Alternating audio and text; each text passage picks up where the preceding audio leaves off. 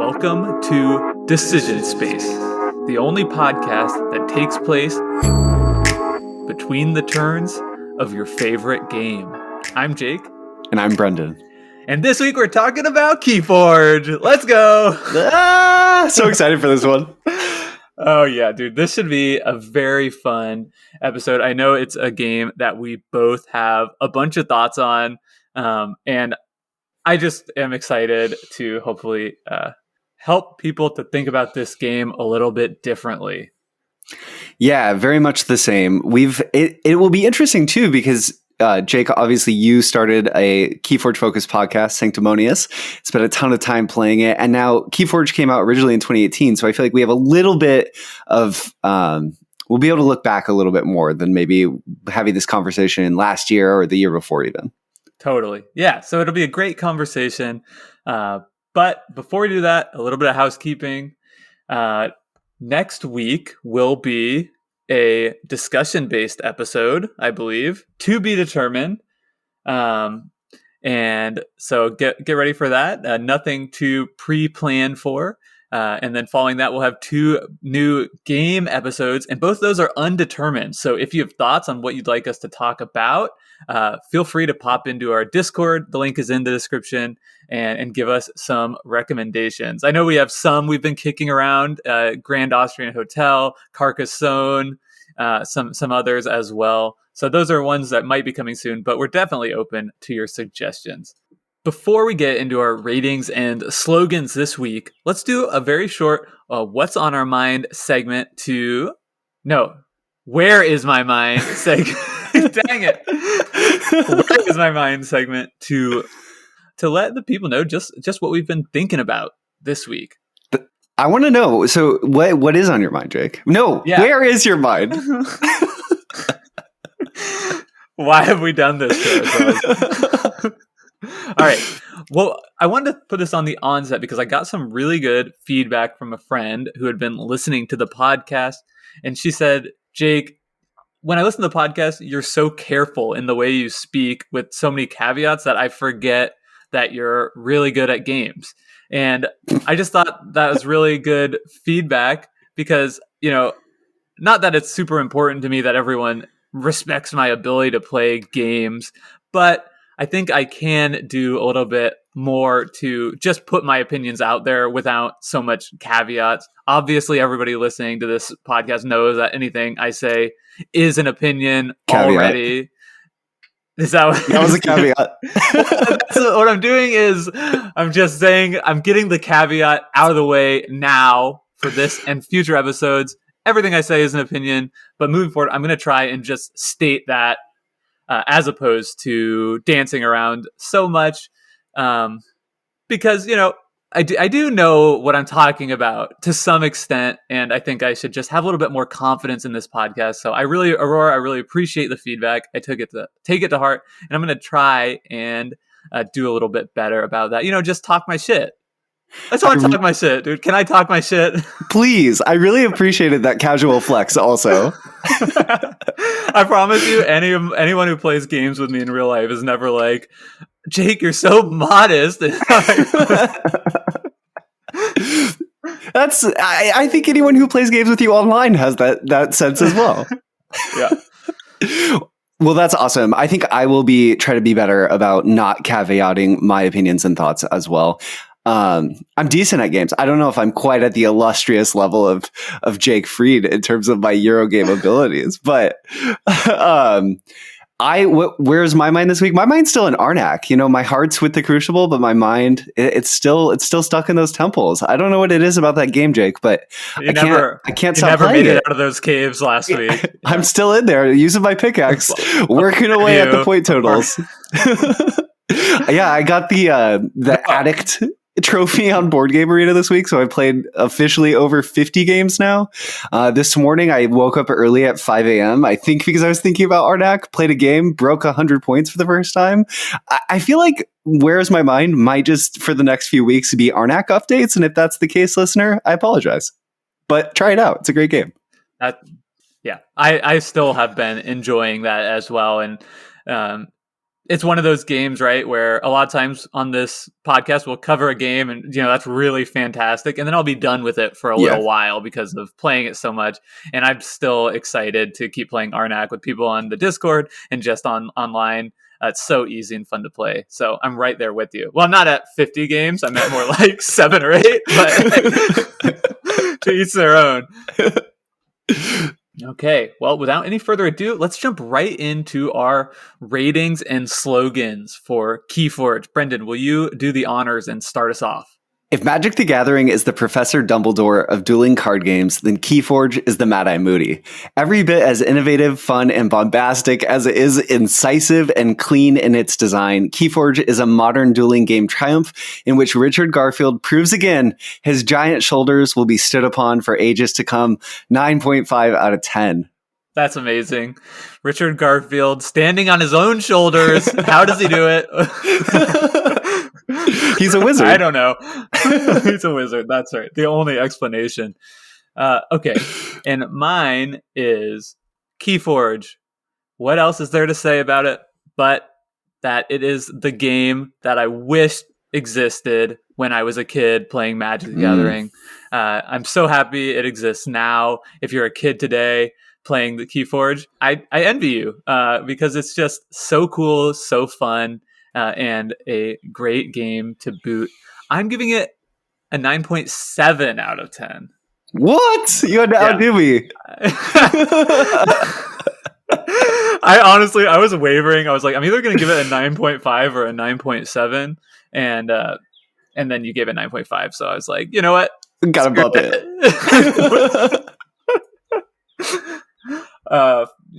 That's what it's rated on my BGG collection page right now. So I'm sticking with, I think it's a fantastic game and really a modern classic for a number of reasons.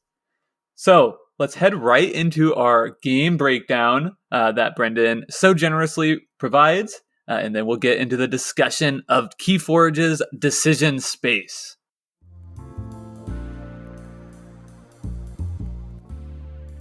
KeyForge is a dueling card game in which there's no deck building. Instead, KeyForge is played with algorithmically generated 36-card decks made up of a completely unique combination of cards.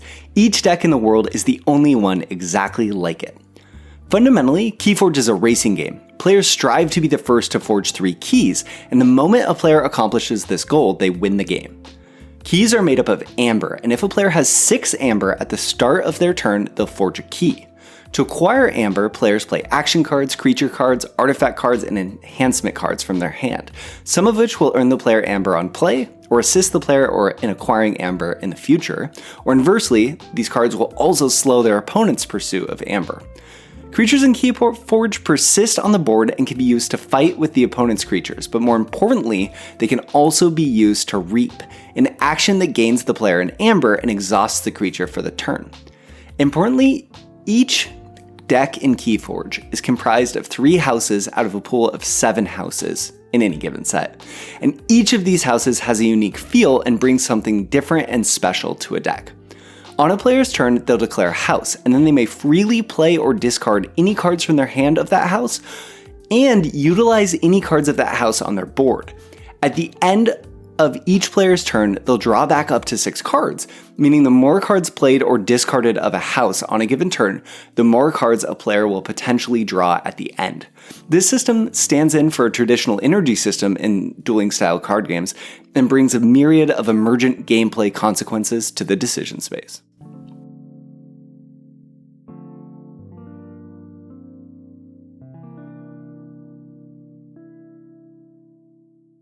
Thank you so much for that incredible rules overview for KeyForge. Hopefully that gives folks a little bit of an idea about how this game is played. Let's jump right in to our game breakdown and start this conversation about the decision space in KeyForge that we are known for here on the Decision Space podcast. Awesome. So KeyForge, a bit of background, is designed by Richard Garfield, of course, the designer of Magic the Gathering, King of Tokyo, and many other incredible games. I think it's also important to mention the development team of KeyForge, just because the game has grown and continued to grow beyond Richard Garfield's very loving game womb. So development by Brad Andres, Scaff Elias, Nate French, and Danny Schaefer. All those people, I think, impacting the game at different points in the game's life. Scaff Elias actually wrote the characteristics of games with Richard Garfield and has worked with him on games for a long time, going back to Magic the Gathering, and it was published in 2018. It's also a unique deck game. What's a unique deck game, Jake? A unique deck game is a game in which, like so many other CCGs, you get a random pack of cards in this game, but rather than just being cards that can be used to create a deck later, each pack of cards in KeyForge is a unique deck unto itself. It has its own name, it has its own custom art for a card back, and importantly, you are not allowed to change any of those cards from that deck you've opened out for another because it has its deck list there. So whether you're playing casually with friends or in a tournament, you are intended to use one deck and one deck only that you've opened.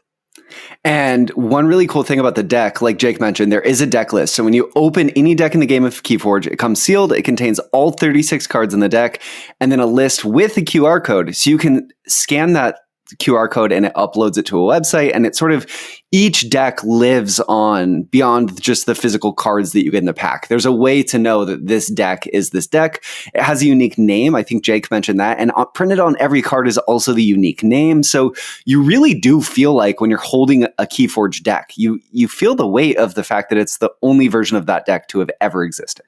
Yeah, and just to put a finer point on it, there will be no other deck that shares that same combination of cards. While there are common, uncommon, and rare cards that show up in varying quantities across all decks, you'll have a lot of DNA with similar decks, share a lot of DNA with similar decks out there. There will be no other deck that has the exact same list of cards as the one that you've just opened. And if you're thinking, oh, well, maybe that's all fine and good, but I bet there's lots of decks that feel the same. There's so many cards in each set design that when I started playing KeyForge, I thought, okay, but like I'll be able to find decks kind of similar to this one. And you can find decks kind of similar, but every deck in KeyForge, once you get in and really play it, does sort of feel unique. And even if you search hard, sometimes it can be hard to find a deck that could be a more competitive replacement for the sort of identity that each deck takes on. But Jake, you are hosting this episode this week, but I found in the rulebook, I think, a really great overview of what Richard Garfield was thinking. Words from himself from the Call of the Archons, the first KeyForge set. That's a little essay that I've excerpted. Can I read some of this? Yes. Cue the library music. Okay. Ooh, it sounds so good in here. So I view this little essay as really Richard Garfield's, what is the promise of KeyForge? What is it trying to do? Why did it come into existence? So this is Richard Garfield's words. In the early days of trading card games, they were played in many ways, and some of my favorite ways disappeared over time. I've often wondered if I could get back some of that really exciting play, which was characterized by tools that weren't universal. Each player had treasures no other player had, but also had less powerful cards that needed to be used in clever ways to get the most value. While I enjoy constructing or drafting decks, I am often longing to play cards that are not powerful enough to compete within these formats. I find special pleasure in winning a game using cards that many people ignored or overlooked. I have always been attached to good procedurally generated content. Game worlds generated in this way feel as if they belong to me, the player. I'm discovering them as I play. The designer didn't even know they existed. Often games without such content are extremely managed experiences. Everyone goes through the same storylines and can experience the same gameplay by making the same decisions. Everything they experience feels planned. The contrast to me feels like the difference between exploring a jungle and walking in an amusement park. When trading card games first came out, the feeling was like exploring a jungle, and the cards became more like commodities. It became more and more like an amusement park. As the cards became more like commodities, it became more and more like an amusement park. In the amusement park, there are experts telling you how to play the game, the safest strategies, what net decks to use. In the jungle, you have the tools you have. There's every chance that you're going to be the best in the world at playing your decks. You can't just look up what the synergies are or the weaknesses. You will only find out by playing. Welcome to the jungle. Nice. That's sweet. I got a little bit of goosebumps there. And, I think that speaks very highly to the promise of this game and to what I was talking about at the very beginning about the game that I wanted to exist when Yeah. I was a kid. You know, whether it's almost akin to like the Yu-Gi-Oh anime show, right? Where all the characters have their own sort of signature decks. Yeah. But then when you sit down to play in a Yu-Gi-Oh tournament or a Magic tournament or whatever, right? It's the same decks over and over. The same list, maybe a card off or two just to give it a slight wrinkle. But in general, if you're not playing the deck that most recently won the big online tournament or the deck that just happened 4 hours ago in Japan when you woke up, like you're behind the curve.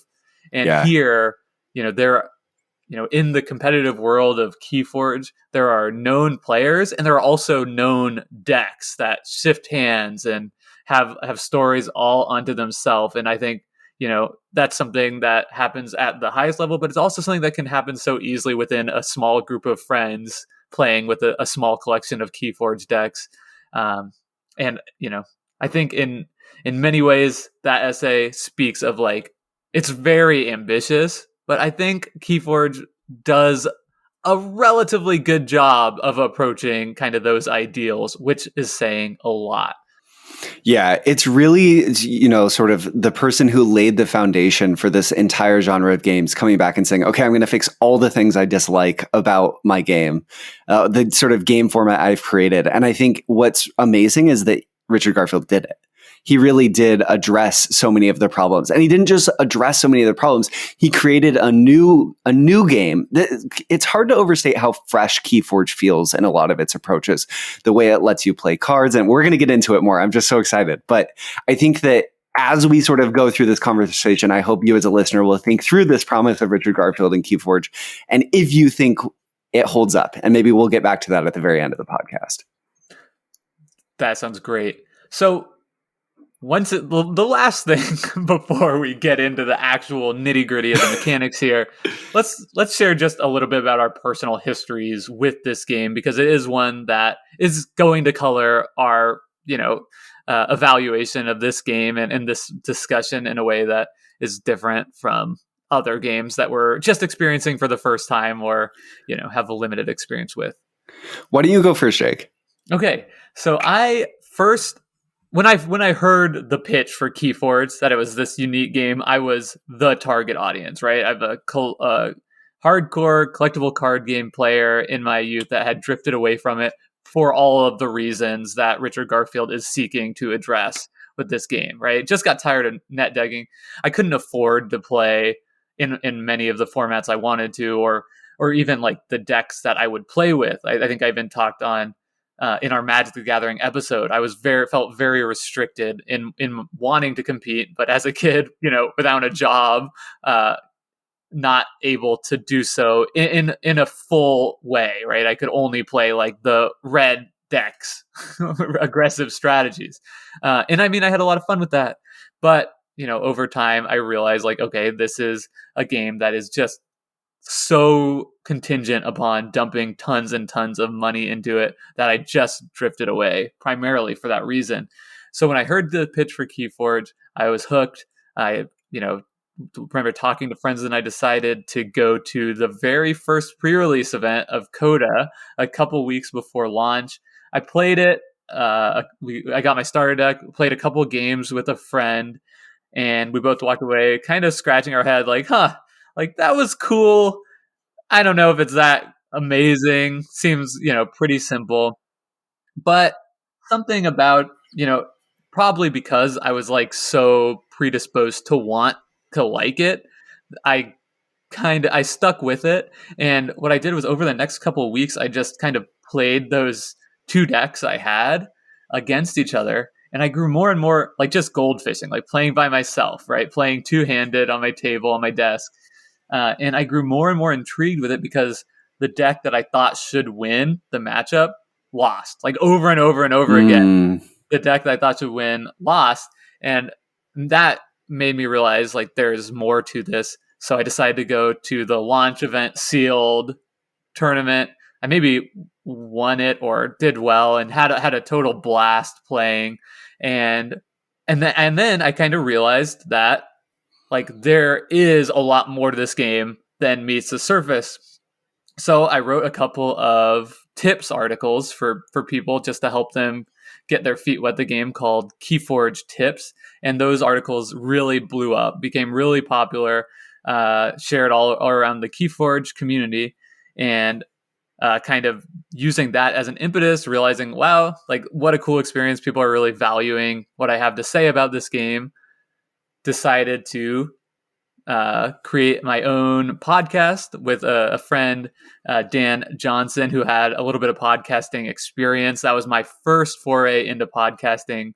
We created the show Sanctimonious, did about 50 episodes. I think we hit like 50,000 downloads. It was a ton of fun. Ultimately, we're sort of on extended hiatus still. It's something I hope maybe to return to one day as like competitive events resume, but without organized play over the pandemic, it just became untenable for me to keep going week after week without new kind of content to talk about. I've also played in several high level tournaments. I got 4th place at one of the Vault Tours, which was really exciting and validating for me and kind of the show that we were doing. I've been more or less away from the game for this past year, but diving back in with the brand new set release, Dark Tidings, and I've been having a lot of fun with it so far, kind of coming back in. So that's a whole lot. It's kind of a robust history with the game, but that gives some context for where I'm coming from. No, that's awesome, Jake. And I knew obviously all of that. And I'm actually excited to talk to you about the deck that you did as well as you did at the Vault Tour, because I'm curious, Nimrod, I want to know what your thoughts are, but we're going back to it later, sort of as that deck has you sat with it. But my history with KeyForge. So if you listen to the Magic the Gathering episode that we did a couple, I guess a months ago at this point, wow, Decision Space getting old here. We're like in our teenage years. That I had a pretty similar competitive background to Jake, though played a little bit more casually, I would say. Played mostly Magic the Gathering in middle school and really loved it. I just loved sort of collectible card games, trading card games, all of the things that Magic the Gathering spawned, and I think became very enamored with them as a kid, then walked away from them a little bit as I in high school and early college. And I think I always had a very obsessive part of my personality that sort of knew if I went in, I was going to go all in. And I was nervous about what going all in would mean. So I sort of stayed away, even though I had this interest. I would always sort of like peek in and sort of look through the window at like what was happening in Magic the Gathering, because I think the game design is very interesting. And then when I heard about KeyForge coming out, I was incredibly excited. It should be no secret to you if you listen to this podcast that I'm a huge fan of Richard Garfield's work. I think he's one of the most preeminent thinkers about games of the last 50 years, maybe ever. I think he just like is an incredible thinker and about games. So I'm always interested in whatever work that he does. And I was really interested in KeyForge, and it spawned this internal conflict of do I look beyond looking through the window? And I went back and forth a ton. I decided not to pre-order Call of the Archons. I really wanted to. I was like, oh, I won't have anyone to play with. This wouldn't be a good use of my money. I'll just look at it and think wistfully about how badly. And then my friend and I ended up going to PAX Unplugged that year in 2018, right when Call of the Archons, the first set, released. And we were walking around and, we played... we were playing some demo games. We played Condottieri. We played a variety of other games. And then eventually I was like, Spencer, my friend, what if we'll just buy 2 decks of KeyForge. We'll just try it out. So, and they were like, yeah, that sounds great. So we bought 2 decks, read through the rules, got a sense, sat down and started playing. And I think we were, in KeyForge, you play to 3 keys. We were at about key 1 and maybe we had a pile of amber on top of that. And I just stood up and I was like, I have to go buy more. We need more decks. This is too good. And ran back to the booth where we bought it. It was kind of hard to find. And I was like, do you have more? Do you have more KeyForge for me? And she was like, And then pulled like 3 more packs out. And I was like, okay, but like, I know you have a little more. Do you have like maybe like 6 decks for me? So that I bought 6 decks. We were on 7 decks and we sort of cracked those, played a bunch. Packs that year basically turned into only playing Railroad Inc. and KeyForge. Then the next day, though we didn't plan on it, I entered a KeyForge tournament that morning, just like a pre-release one downstairs in the organized playroom. Did pretty well and had a great experience, except for one opponent who was I thought we were playing a fun casual where we're learning to play game. So I was letting him take back lots of options. And then I made a decision, was like, oh wait, actually. And he was like, no, you already declared that. And I was like, ooh, this is the part of this that I don't like and wasn't looking forward to. Continued with the game, obviously got very into it and bought a bunch more decks. Got into the competitive side of things by listening to Jake and Dan's podcast, Sanctimonious, and sort of participated in the community there and came to really love just exploring the game and the systems.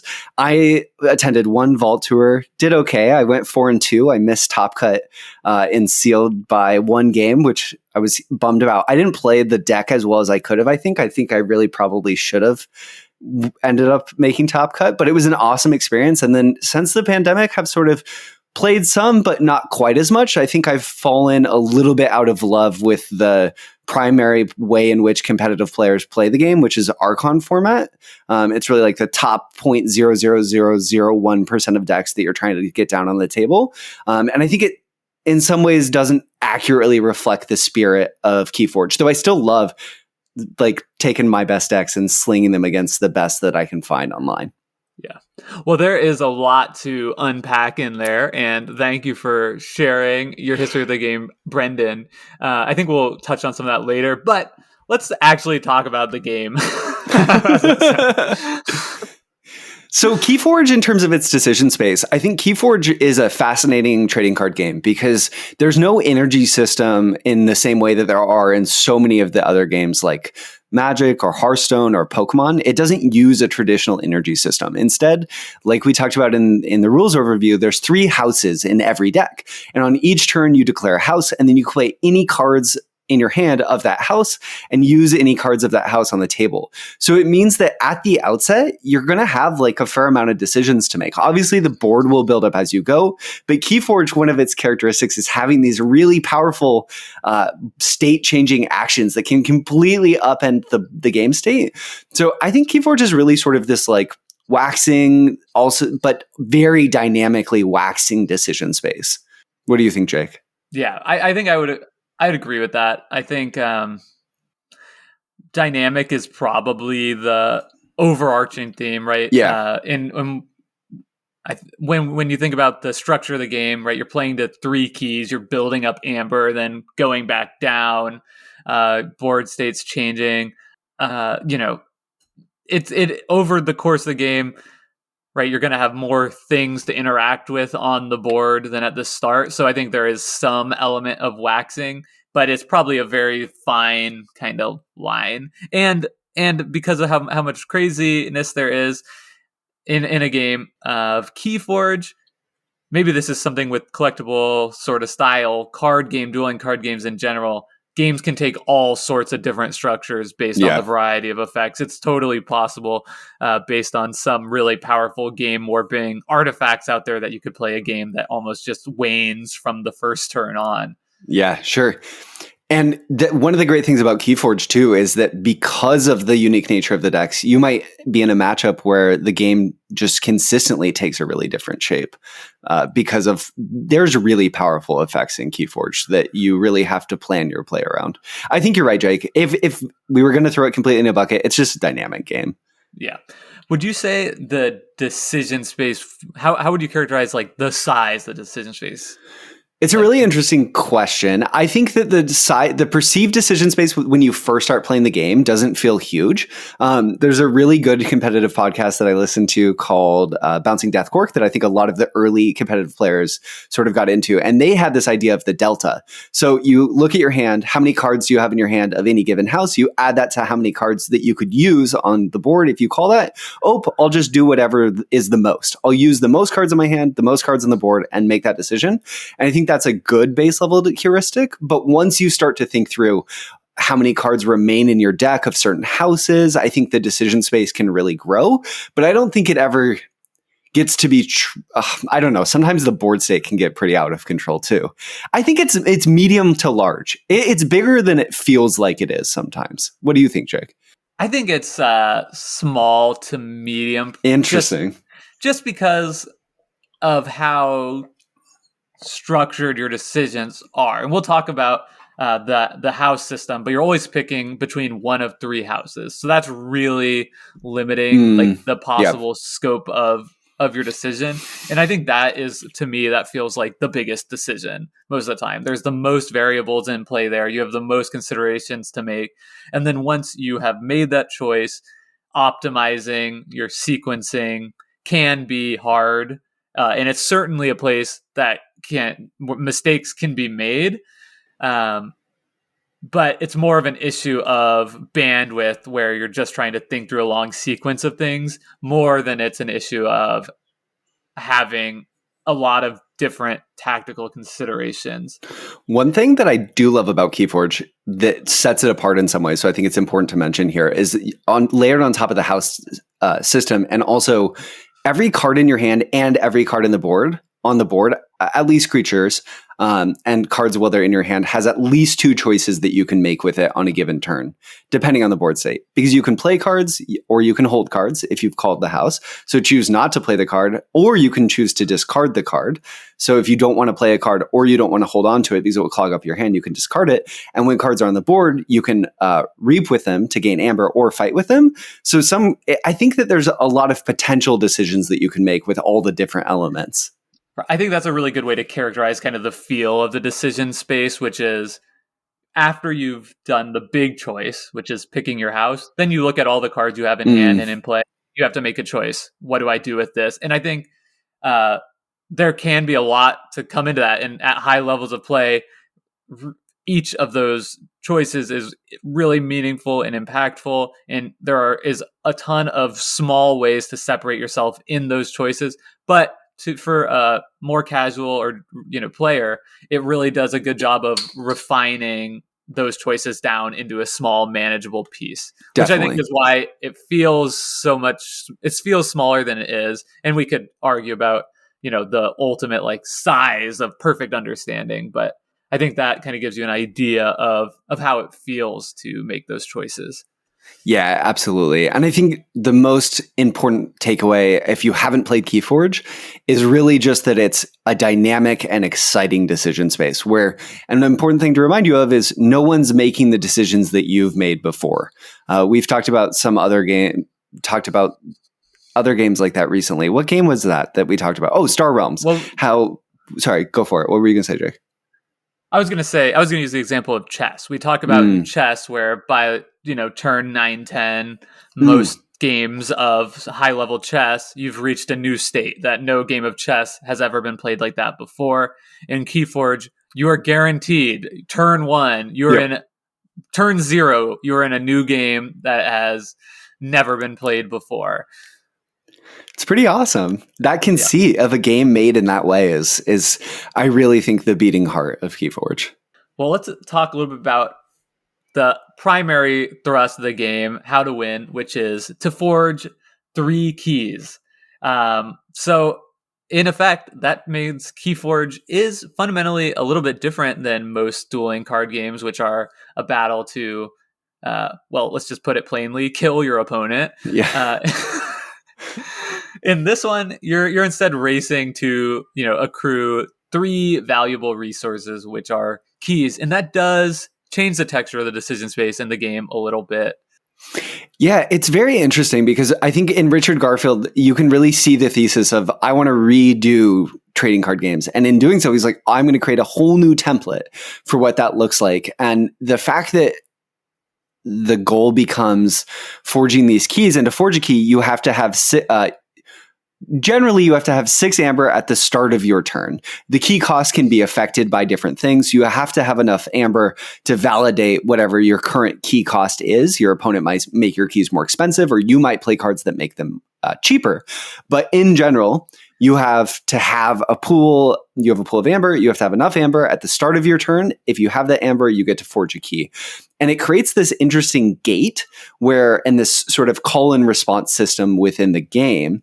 And I think it makes KeyForge feel really different and gives room for interesting risk-taking and creative plays that aren't necessarily represented in other games where you have a binary goal of, I have to get Jake's health total life points to 0.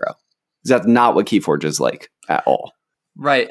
Yeah, I think that system, let me rephrase that.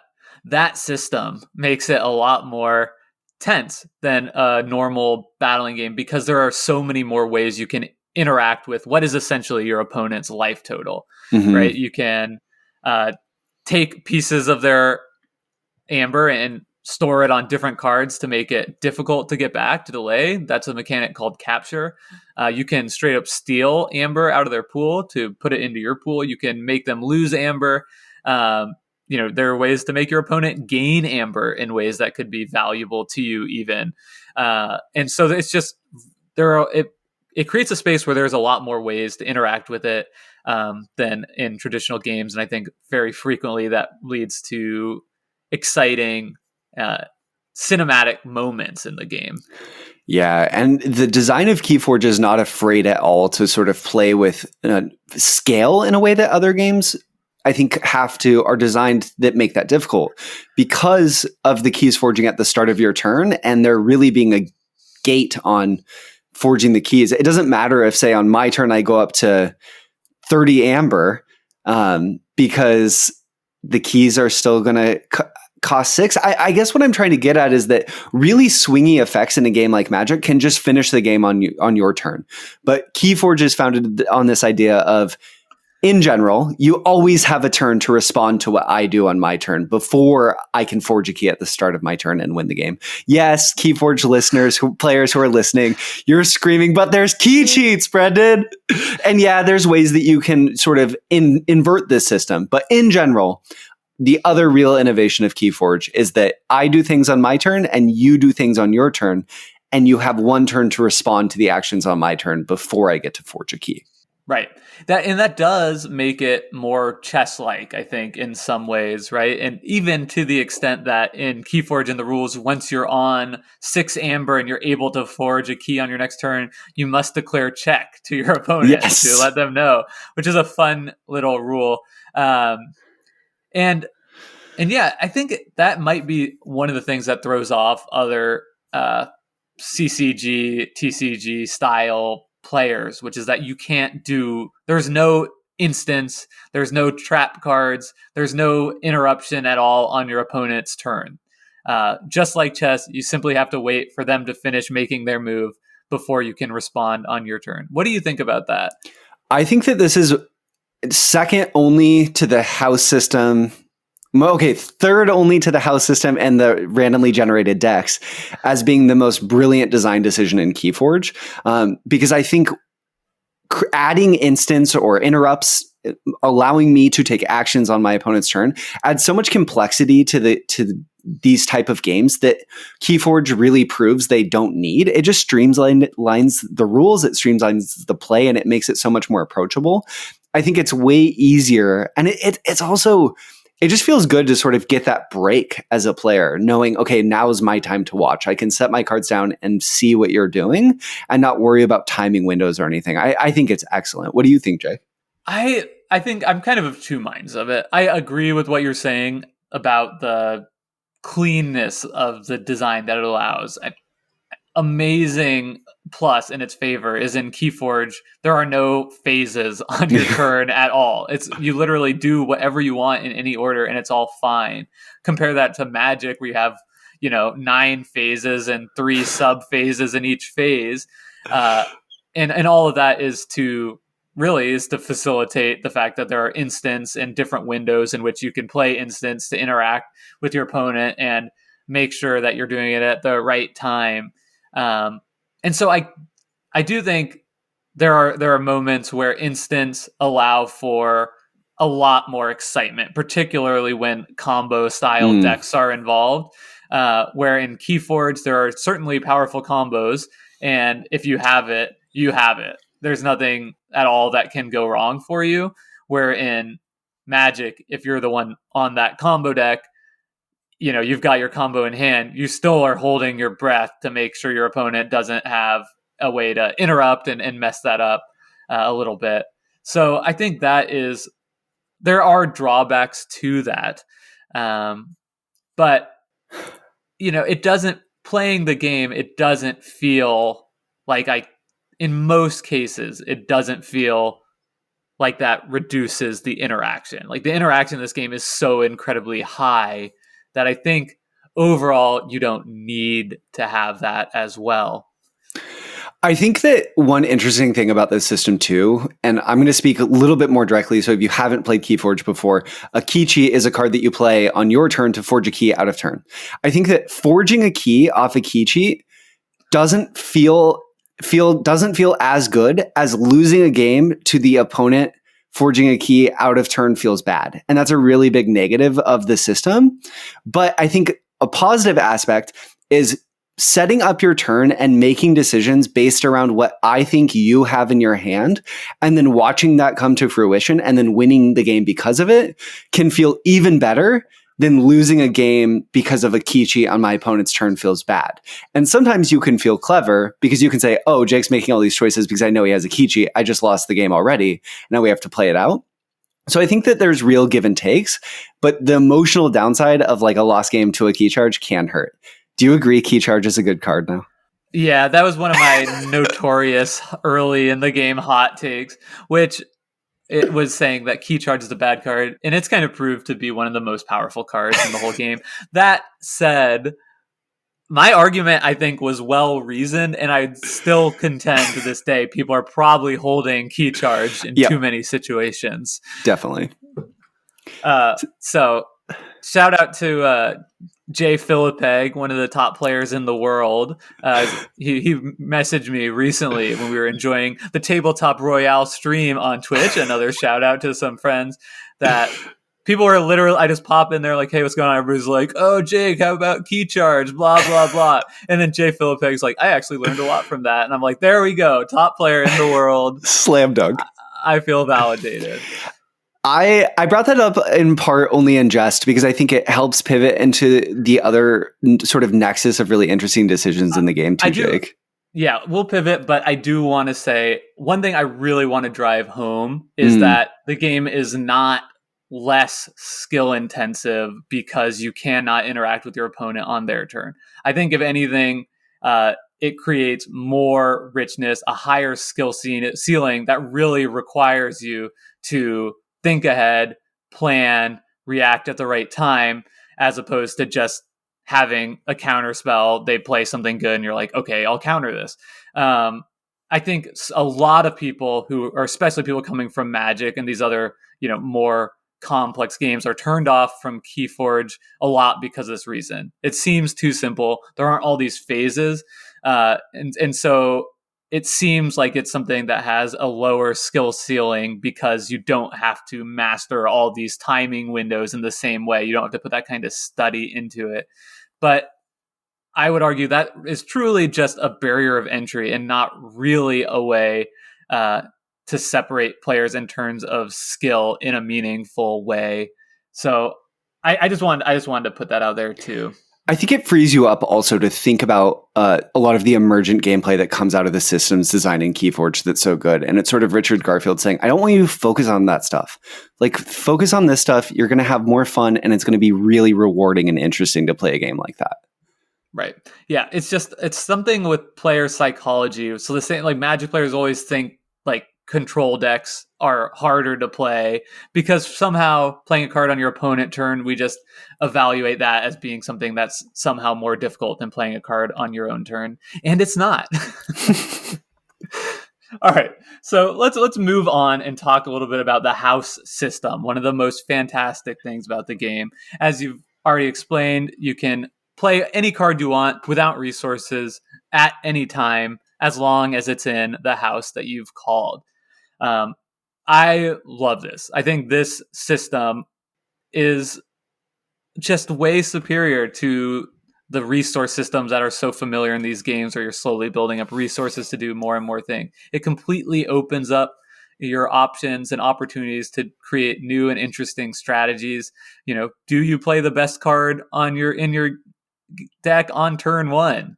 That's something that a question that does not arise in many other games. And one interesting thing about the decisions that you make around what house to call is exactly what Jake just said. Let's say your hand, right? You have 3 houses. There's 12 cards of each house in your deck. Your starting hand has 3 cards of a house, of house logos. I'm naming different houses in KeyForge. These are kind of like different colors in Magic, or different character types in Hearthstone. I haven't played a lot of Hearthstone, but like you have 3 house logos, 2 house discs, and 1 house untamed. You're going second, so you draw 6.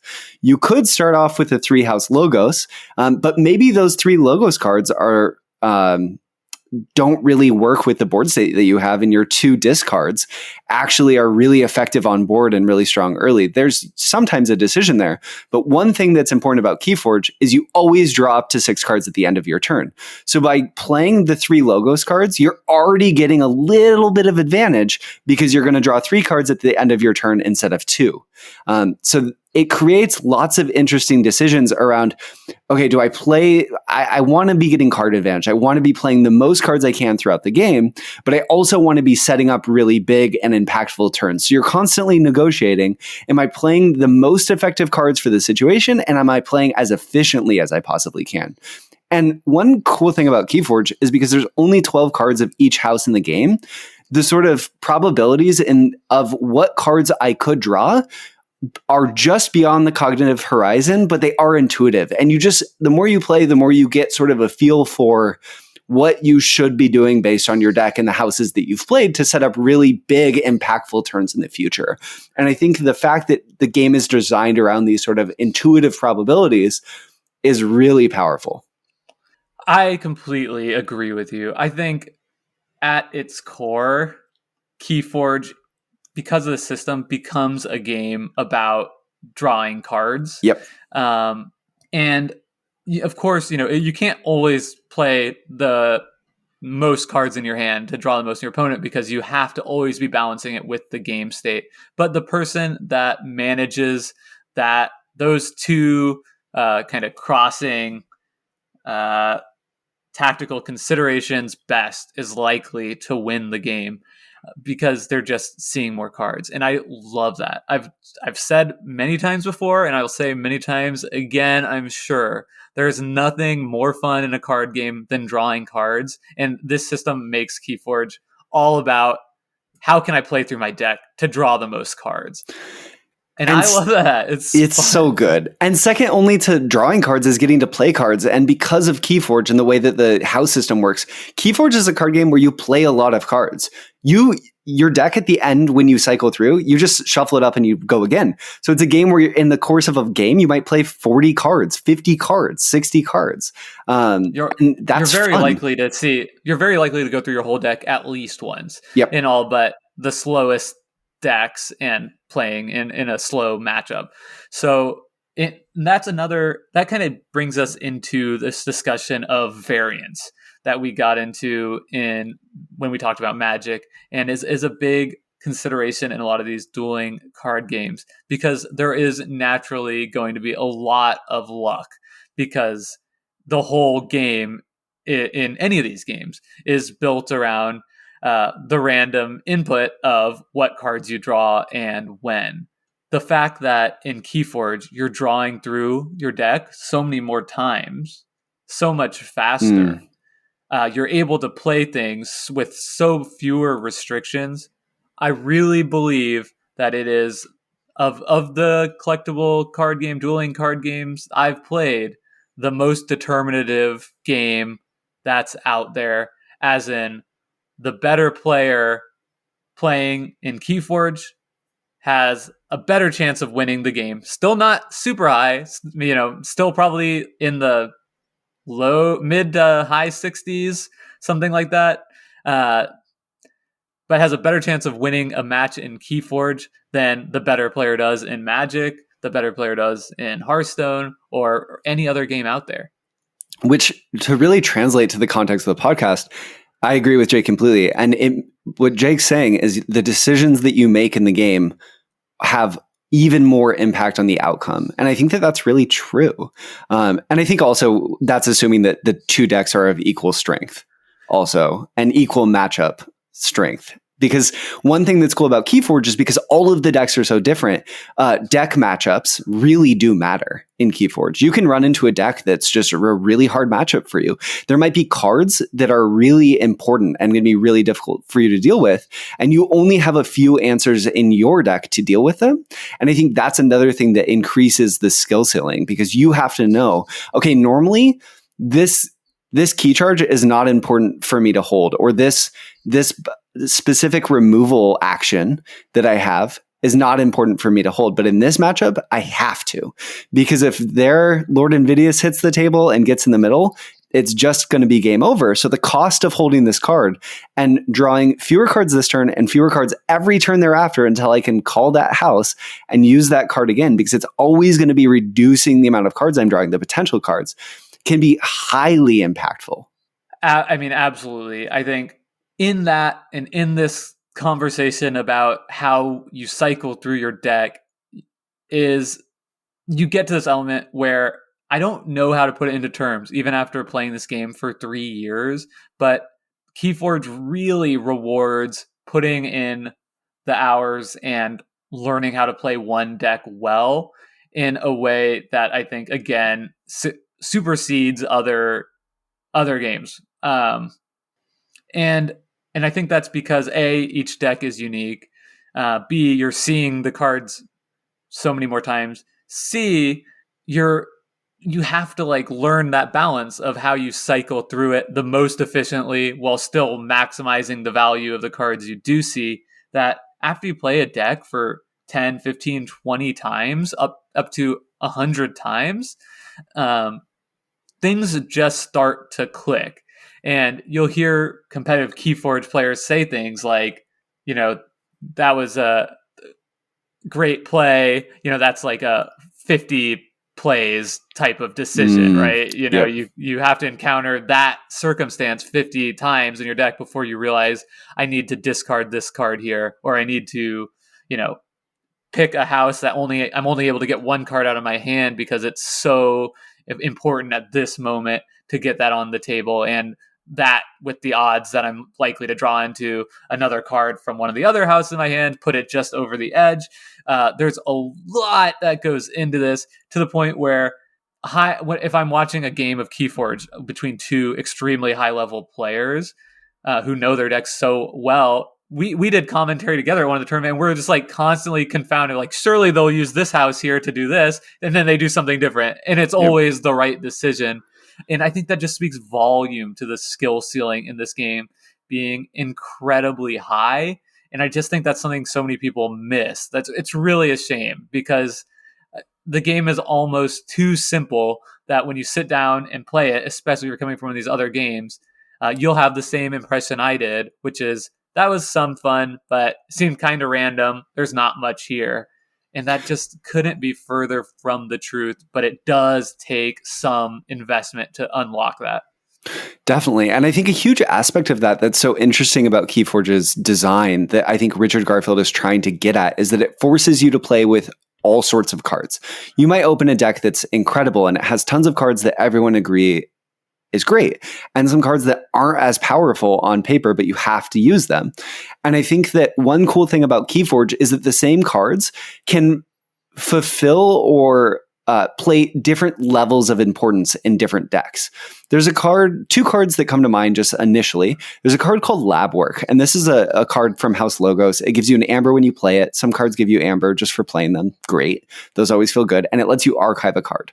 There might be some decks where you're just using Lab Work to create added efficiency in your deck, right? You're just, every time I draw Lab Work and I'm going to call Logos, I'm going to play it. I'm going to archive one of my cards. I don't really care what. I'm just trying to draw more off of it. Maybe I care what a little bit, but not a ton. And there might be other decks where archiving specific cards with that lab work could be your whole strategy. You might be trying to bring a combo together, and you know that sort of waiting to call Logos until you can get one of those targets in your hand to be able to then archive it and set up your combo later can really matter. And if you haven't played 50 games to know that it's really important that you put the specific combo piece in your archive, you might really struggle to win with that deck. Another card that's kind of similar is a card called Full Moon, and it's an untamed card. And this is a card that says whenever you play a creature for the remainder of their turn after you've played it, gain an amber. So this is a card that incentivizes you getting lots of untamed creatures in your hand and then finding ways to play them. Some decks might have reliable ways to generate amber outside of that and not really care about setting a big Full Moon play up, where other decks might really rely on, okay, I have to build towards this untamed burst. And if I don't do that, I know I'm going to struggle to get amber. So you really, through the course of play, are trying to get a sense for how do these puzzle pieces fit together? And you might know from playing other decks, okay, this is how this piece generally works in decks. But in your deck, it might not be as important, or it might be really important. And that's, for me, part of the fun of KeyForge, is putting that puzzle together. Totally. And you asked me about my deck, Nimrod, earlier, and I had a very similar experience with that one, which was that it's just this deck with a ton of really good cards. And I was trying to play it straight up, like just use the cards as I would with other deck, just use them efficiently, try and play through my deck in a efficient fashion, just honest, straight up KeyForge.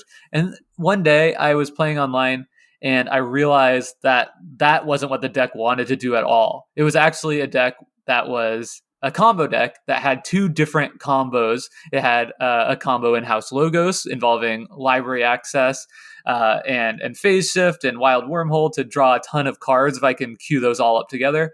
And it had a combo in Untamed with Full Moon, which you just mentioned, Dust Pixie, Nature's Call, and some other cards that could just generate a ton of amber at once. And what I realized is if I can pull off both of those combos in one game, I almost am definitely going to win, because that's just going to be such a huge advantage. So I started playing like that. I started taking less efficient lines, holding more cards in my hand, which actually meant I was going through my deck slower because I was saving these important combo pieces. And as soon as I made that shift, this was in prepping for that tournament, and as soon as I made that shift in how I was thinking about the deck, I won like 15 games in a row on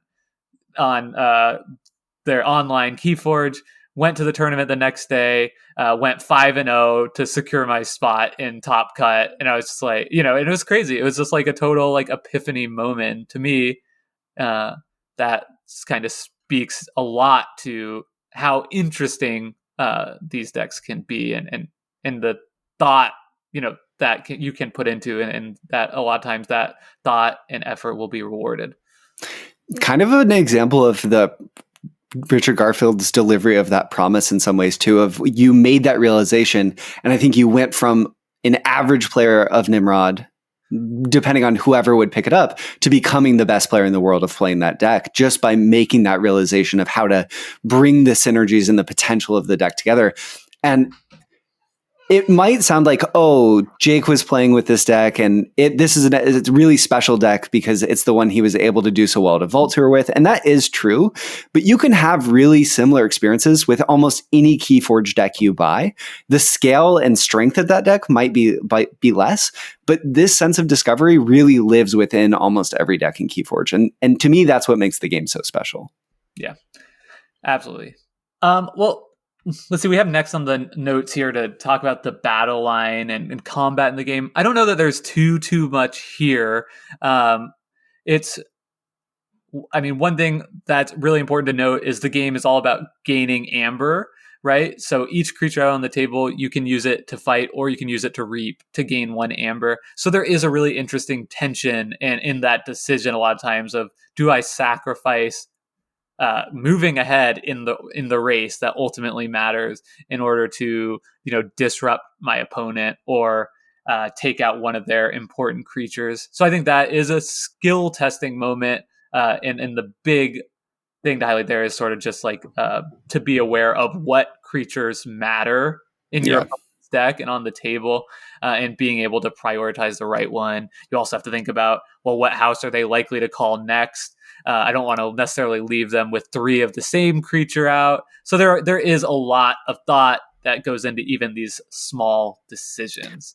And then the little wrinkle on top of this is that whenever you play a creature down from your hand, you have to play it to the left or rightmost spot on your battle line. You can never play a card to the middle unless a creature has a special ability called Deploy, in which you can play it wherever you want into your battle line. But this creates this sort of push-pull of, okay, and getting to know your deck. Some creatures have taunt, which means they have to be attacked first. They sort of protect their neighbors. So you get to do a lot of planning potentially with your battle line. And as you play a deck, you might have a sense for, okay, I need to put this really big taunt creature and leave it on one of my flanks so I can leave a spot for my Witch of the Eye. So she has a protector when she comes out, and then she can bring my combo pieces together. And I think that the battle line is something that really can matter to specific decks or specific matchups in KeyForge. And I think it's mattered more in some sets than others. But it's another really clever little design decision that the order in which cards come out also are going to affect the match and how it plays out. And that can be interesting. Yeah, there's one more thing here, which is something I'm not as crazy about, which is that the way you put out your battle line really depends a lot on cards in your opponent's deck. So at the beginning of each game of KeyForge, if you're playing live and in a tournament, you get 2 minutes to look at your opponent's deck list to see what cards they're bringing. If you're playing online, you kind of always have access to that information, which makes this a lot easier.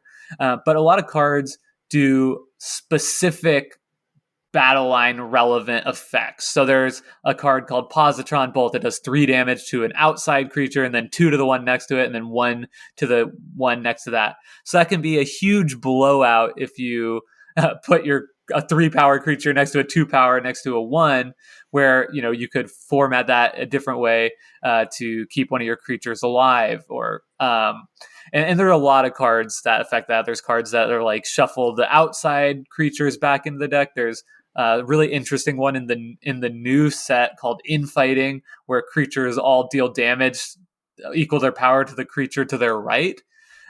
So this is kind of a thing where there is a lot of thought and decision that can go into playing out your battle line, but there's a huge barrier of entry to even getting to those decisions, which gets steeper and steeper as more sets come out of literally just knowing what effects are out there and what cards do. And unlike Magic, where only a small portion of the cards released are really going to be relevant in competitive play, and you'll see the same ones over and over, so it's a lot easier.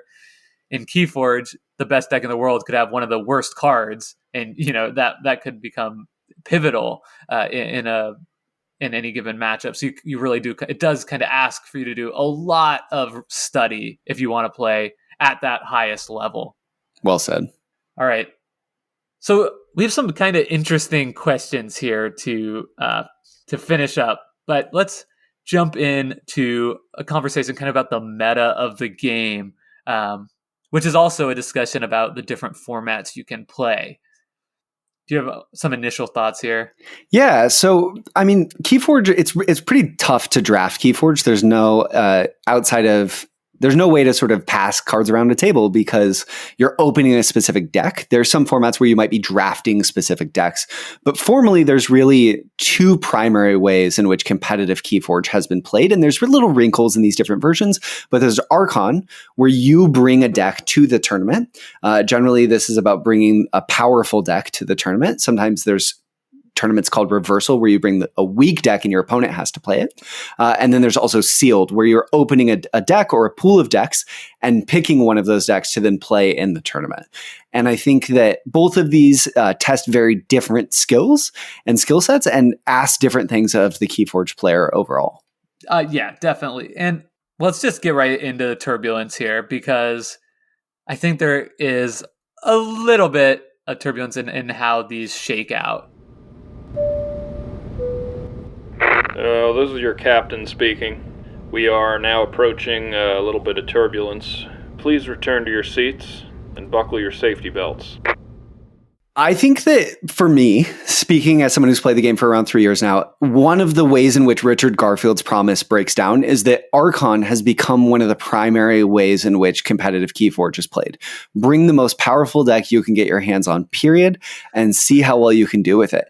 And I think it's when you're talking about decks at the very tippy top, it does start to feel a little bit more like an amusement park than it does a jungle. And for me, that promise starts to break down. That isn't completely true. And I'm not saying that I wouldn't be interested in trying to play in an Archon tournament again.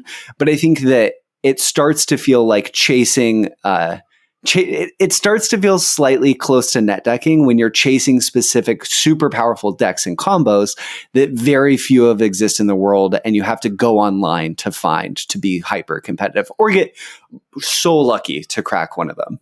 Right. That's my turbulence. That's right. I mean, so there are there now 2 million decks open? Or I know there are over 1 million. I think yeah. So over 1 million decks have been opened. So there's a lot of KeyForge decks out in the wild, and that means there are quite a few decks that are 1 in 1,000 in terms of power level, and they are that far on the side and on that side of the bell curve. And these decks are routinely bought and sold on the secondary market for 300, 400, 500 or more. More, yeah. And if that is the case and that's what you need to succeed, then that makes little kid Jake sad because I wouldn't have had that kind of money. A lot of people will push back that you don't need to spend that type of money to be successful in an event. The event I did well in, I used a deck that I bought on the secondary market for $25. I think I was lucky to get at that price. I also think that deck wouldn't hold a candle to the decks that are doing well in online events these days. There are some other conditions that have popped up that I think make it even less likely today that somebody would do well with a deck like that in an event, which is that there are some teams that have sort of come together, shared resources to really accumulate large pools of these super top decks. So I do think that is a problem. And I think it's not only a problem for the competitive play. Well, let's be honest, like paying $300 for a top tier deck is still cheaper than any Magic format. So it's not like that's impossible to do. And if you're really invested in KeyForge and want to do that, like that's great. You know, I'm not anti-competitive teams like getting involved with KeyForge. I think that's wonderful for the life of the game. The issue I have with it, so my turbulence, a little bit more nuanced maybe, is that I think that really incredible 1% KeyForge decks versus other really incredible 1% KeyForge decks are just a lot less fun and interesting way to play the game than with 2 decks in the middle of the bell curve, because those decks don't have bad cards. They're so incredibly efficient that you can draw through your whole deck in 3 or 4 turns. And it's at that level, it's a different game, and a game that I think offers less interesting and fun decisions than you would get when you and your friend both crack a pack and just play with those. I think that's very well put, Jake. And I don't want my turbulence. I've collected over 200 KeyForge decks, and I've spent an immense amount of my free time searching the secondary market, buying decks that I think are really good deals that will be competitive at high level or close to high level play. Decks that I think are interesting and fun. And I love KeyForge. That's been a really fun way to spend my time over the past 2.5, almost 3 years now. But I agree that one thing, in Richard Garfield's essay that we read, one of the things that he said is you don't necessarily know what you're going to get. What the designers don't necessarily know what's going to come out. And I think that that's true to some extent and not true in others. The designers of the game have said that they do testing of what they think will be high level decks. And I think that shows, but you never will know the true combinations of cards that come out. And I think it amplifies so many of the good things about KeyForge, the playing tons of cards, how dynamic it can be, but it can also really be frustrating if you only have one answer and to a key problem that your opponent's deck, a question that it asks, and you only have one answer to that question, and you just can't find it. That can be really frustrating. I would love to see more. One thing that's hard about the competitive environment is if you're playing as a competitive player, you want to have agency over that experience. Going to a vault tour and entering into a sealed event where it can feel like whoever the best player is, or the player from the group of the best players who opens the best deck is going to win. That can feel bad. That doesn't feel exciting. But the flip side is that sealed, if all of the decks are fairly equal in power level, can be incredibly skill testing, because you have to show that you can be the best with your deck the fastest. And I think that one thing about KeyForge design that's great is a lot of the most powerful cards are the common cards. And I would love to see that amplified even more in the future. I think that's one of the coolest things about Call of the Archon is the most powerful cards in general were commons. That first set. I think that is I have a couple of things to say about that. So first, there are solutions to this problem, as we've outlined with both formats, which is KeyForge has an official variant called Adaptive, where you would play one game with your deck, then you'd switch games and play a game with your opponent's deck, and then in the third game, you would bid chains, which is essentially having you draw less cards at the beginning of the game in order to whoever bids the more chains gets the deck that won both matches. The problem with that is 3 games of KeyForge takes a lot longer than 3 games of Magic. So you need like 90 plus minute rounds in a tournament for that to really be viable. And that just seems like too much for a lot of people. But that is out there. And, if you want to try KeyForge and get 2 decks and they seem not balanced, like you can have a great time using that variant to play with your friends. And there have been online tournaments using that have been successful and are probably more likely to bring out the best player, because it still rewards you for knowing.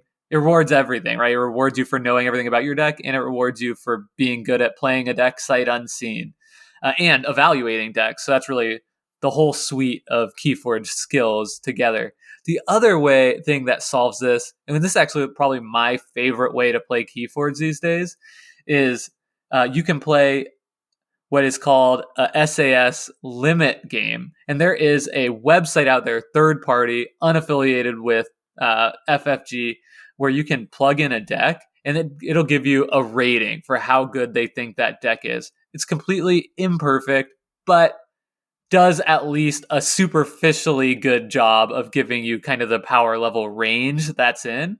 And I've had a great time just playing with friends, just saying, okay, pick a number. Okay, we're going to pick decks that are less than 65 SAS. And then you just pick a deck that you like, that's interesting, but you wouldn't necessarily be able to play in a competitive event. And that's a super fun way to play and get more value out of a collection of decks that, you're really only going to be considering 2 or 3 of for an Archon style event. If you're even interested in pursuing that kind of thing at all. So I do think that is cool as well. And I think if you have never played KeyForge before and you're listening to this conversation, know that you're listening to 2 competitive players who've played for almost 3 years. And we're sort of splitting hairs about like finding the most competitive way to play the game that feels fair on a lot of different factors. But know that if any part of this conversation has been exciting to you, you can buy a deck of KeyForge used for like very little. Like you could get like 10 decks for $10 used on the secondary market, or you could just go out and buy 2 new decks for $10 each, and you could have so much fun playing in the system and exploring the decks that you get, and they'll be roughly the same power level. The better player at playing those decks will generally win, and it's going to be such a good time.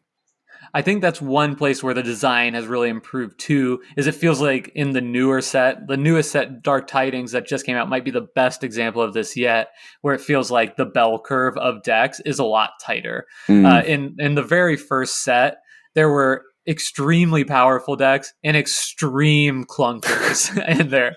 So I think it's very plausible that many of the people who bought a couple decks at the beginning just got things that were so far outside of the bell curve one way or another that it felt like, okay, this game is just totally random. These decks don't make sense at all. Whereas if you try again or try the first time with the newest set, Dark Tidings, I think the set that came before it, Mass Mutations, is also pretty good for this. You're a lot more likely to have fun competitive games.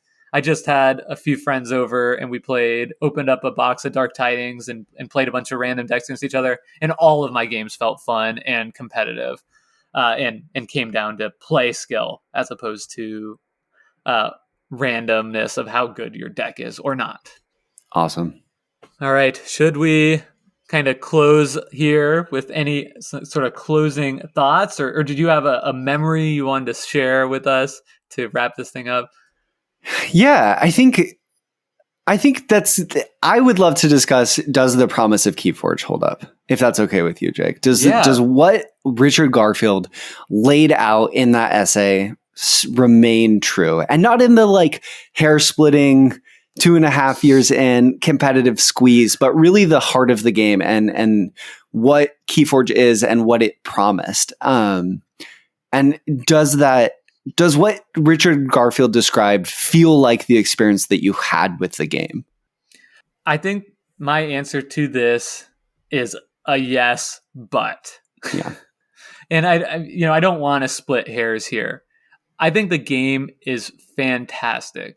I love the game, and I think if you're a board gamer listening to this podcast and you just want to get a starter set of the new set or buy a couple decks, have a couple on hand to play with your friend, prior to the main event game of the evening. You show up an hour early to play a couple games of KeyForge.